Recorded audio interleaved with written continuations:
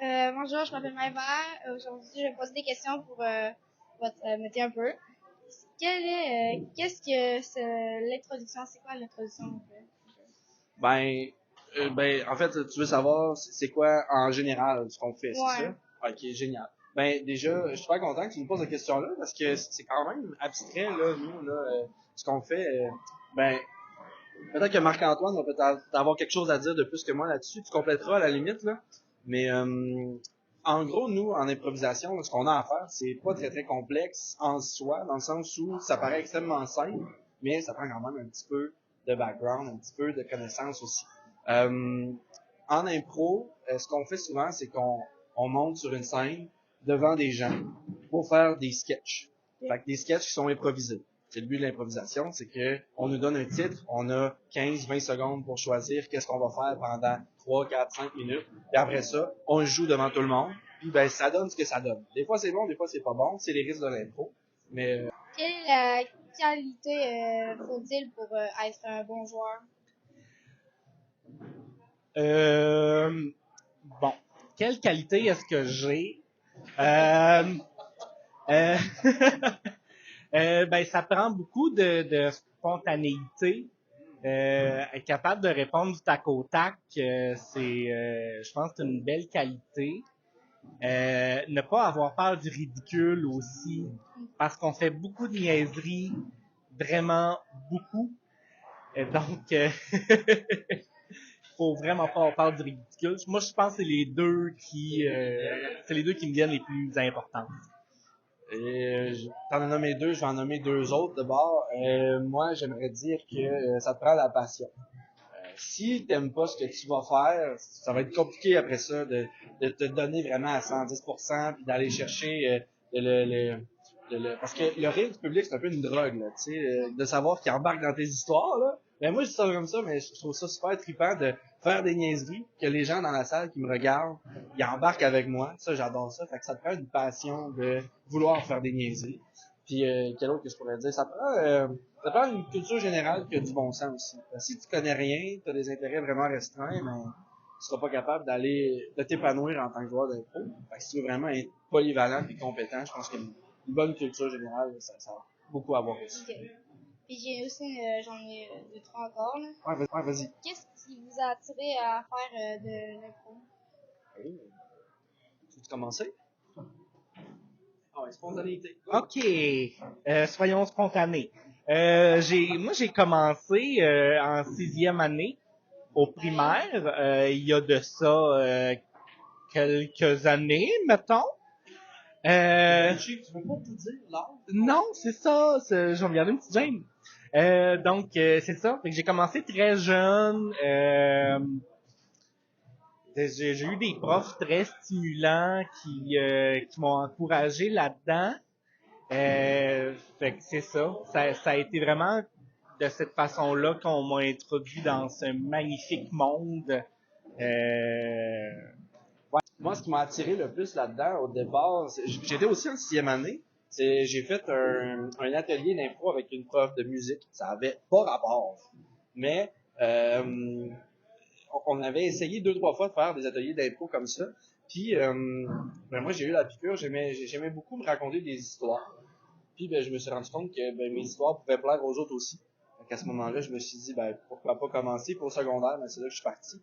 Je te dirais que ce qui m'a accroché beaucoup, moi, pour commencer l'impro, c'est que j'aimais beaucoup raconter des histoires. Puis, j'ai trouvé comment le faire là-dedans. Puis comment peut-on faire partie d'une ligue? Oh, comme. Là, déjà, une ligue, là, il y en a plus qu'une. OK, là, on parle d'une ligue en général. Généralement, à chaque école secondaire, il y a une troupe qui joue de l'impro. Si vous n'avez pas ça à votre école secondaire, startez-en une parce que mon Dieu que c'est le fun. Si jamais vous voulez faire de l'impro, comme j'ai dit, à votre école secondaire, vous en avez tout le temps. Si vous êtes rendu plus vieux que le secondaire, il y en a au cégep. Puis à chacune des villes au bâtiment, il y en a. Il y a toujours des ligues un peu partout où vous allez. Fait que généralement, pour faire partie d'une ligue, faut juste que tu aies une passion, tu veux aller en jouer, tu montres que tu veux jouer puis que tu as un certain talent. Et après ça, tu passes des auditions de la ligue dans laquelle tu veux jouer puis tu fais partie. Si t'es pris ou non, ça dépend. Mais je dirais que c'est ça. T'as-tu des précisions à amener? peux y aller plus précisément avec la LIV. De notre côté, on a un camp de recrutement à chaque automne, donc mois de septembre à peu près. Donc, on fait un camp de sélection. Donc, les gens qui veulent venir jouer viennent au camp. On fait des ateliers durant une bonne après-midi. Puis, après ça, les capitaines et les assistants capitaines vont décider qui vont venir piger pour jouer avec eux dans leurs équipes. Puis, on fonctionne un peu comme au hockey. Là, on a une saison. Puis après ça, on a les séries. Comme là, actuellement, la saison achève. Il nous reste... On peut s'entraîner pour jouer au hockey ou pour faire de la musique, mais comment on s'entraîne pour faire de l'impro? C'est une très bonne question. Il existe beaucoup de formations d'impro. Il y a des écoles d'impro. Là, rapidement, là, je pense à Impro Sierra à Montréal. Il y a aussi une école d'impro à Sherbrooke qui en font dans leurs locaux, mais qui aussi offrent des formations. Donc, les formateurs se déplacent pour aller offrir des formations. C'est niaiseux, là, ce que je vais dire, là. Tu vas trouver ça peut-être nono, là, mais de regarder d'autres gens jouer de l'impro, si tu as commencé à faire un peu d'impro ou même si tu n'en as pas fait du tout, ça peut vraiment te donner une vue d'ensemble sur qu'est-ce que l'improvisation, puis deux, ben, qu'est-ce qui est possible de faire en tant qu'improvisateur. Fait que ça peut te permettre de mettre tes limites, de dire, OK, je peux aller jusque-là dans mes niaiseries, je peux faire jusqu'à ça dans mes nounouneries. Si tu dis, ah wow, la manière dont il a joué, ça m'a vraiment plu, ben, tu peux reproduire ce genre de... L'intimidation vous rappelle quel souvenir et quelle émotion? C'est une excellente question. Moi, au primaire, j'étais de ceux qui se faisaient beaucoup intimider, moi. Moi, au primaire, j'avais pas beaucoup d'amis parce que j'ai déménagé en 6e année, puis ça donnait que j'étais bon à l'école. Quand t'es bon à l'école et que t'es un nouveau, généralement, on t'isole en disant que t'es une bolle, puis il y a personne qui veut vraiment être ton ami ou qui veut faire partie de ton cercle social. Fait que j'ai un peu vécu l'intimidation par rapport à ça en me disant t'es un bizarre, t'es trop bon à l'école, c'est pas normal. Bon. Fait que là, j'étais arrivé après ça au secondaire, puis au secondaire, il y a des gens qui ont essayé de m'intimider, de faire en sorte que je me sentais dénigré ou quoi que ce soit. Mais grâce à l'impro, j'ai réussi à avoir de la répartie, à avoir quelque chose à leur dire. Fait que quand ils venaient me niaiser, moi j'étais capable de leur répondre. Fait que j'ai arrêté de me faire niaiser comme ça. Ça n'a pas que du négatif de faire des nounouneries devant des gens, ça t'apporte aussi du positif. Moi, mon souvenir par rapport à ça a été plate au début, mais c'est une belle fin.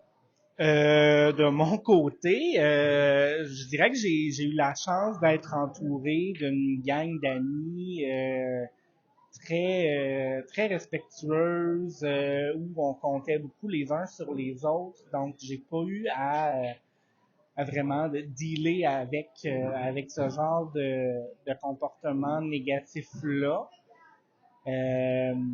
Mais c'est ça, je pense que ça vient justement renforcer l'importance de se trouver un cercle d'amis dans lequel on se sent bien, dans lequel on est respecté, puis de l'importance de nos amitiés.